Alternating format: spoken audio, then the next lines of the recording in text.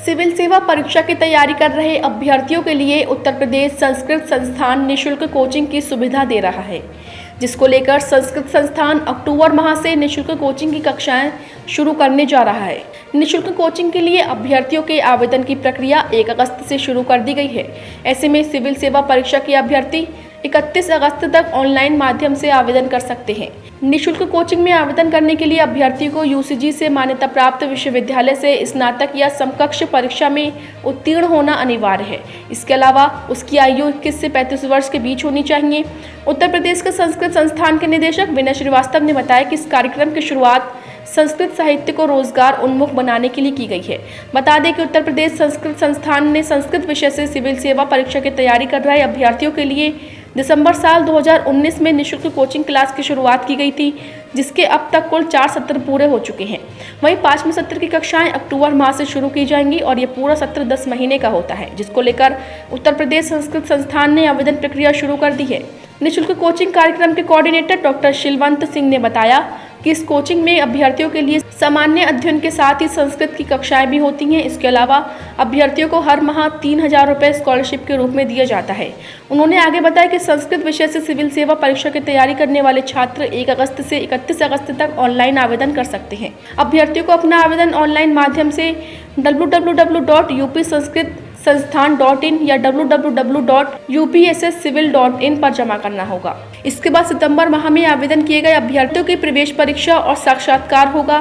Coordinator doctor Shilwant Singh ने आगे बताया कि प्रवेश परीक्षा और साक्षात्कार में पास हुए अभ्यर्थियों को इस कार्यक्रम में शामिल किया जाएगा। इसके अलावा जिन अभ्यर्थियों ने संघ और राज्यों की सिविल सेवा की प्रारंभिक परीक्षा संस्कृत विषय के साथ उत्तीर्ण की है, उन्हें सीधे प्रवेश दिया जाएगा। उन्होंने बताया कि इस तरह सत्र में कुल 35 अभ्यर्थियों को शामिल किया जाएगा। इसके अलावा उन्होंने बताया कि निःशुल्क कोचिंग से 15 अभ्यर्थियों को पीसीएस और 1 को आईएएस में सफलता मिली है। इसके अलावा 35 अभ्यर्थियों को अन्य परीक्षाओं में सफलता प्राप्त हुई है।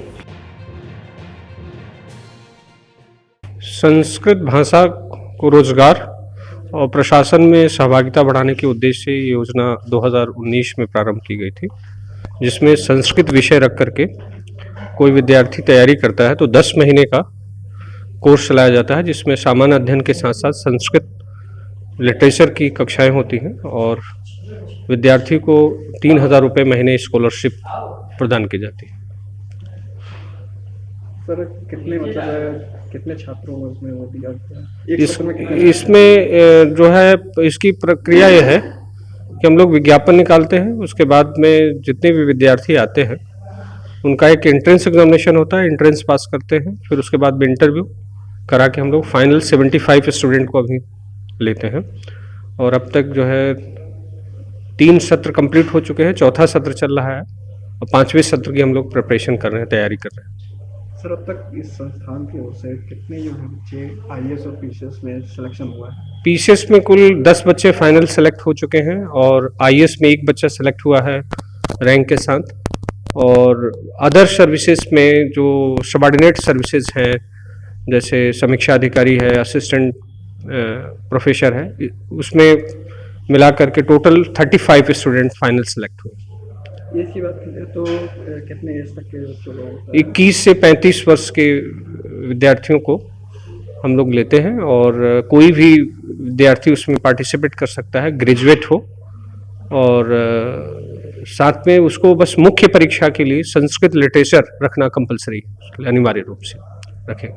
सर ये नेक्स्ट सेशन कब से शुरू होगा? नेक्स्ट सेशन अक्टूबर से प्रस्तावित है। हम लोग को अभी जो विज्ञापन आया है इसमें हम लोग इसका सितंबर लास्ट वीक में एंट्रेंस एग्जामिनेशन होगा और फर्स्ट वीक में हम लोग जो है इंटरव्यू करवाएंगे और अक्टूबर मिड से क्लासेस शुरू होंगी।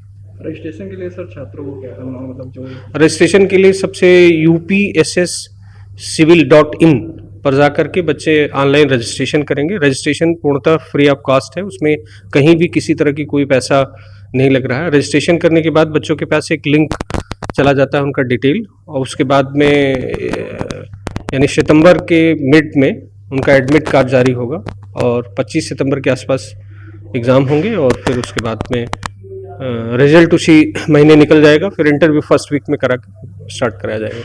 सर जो आईएएस और पीसीएस की तैयारी करते हैं उनके लिए क्या कुछ संदेश देना चाहेंगे?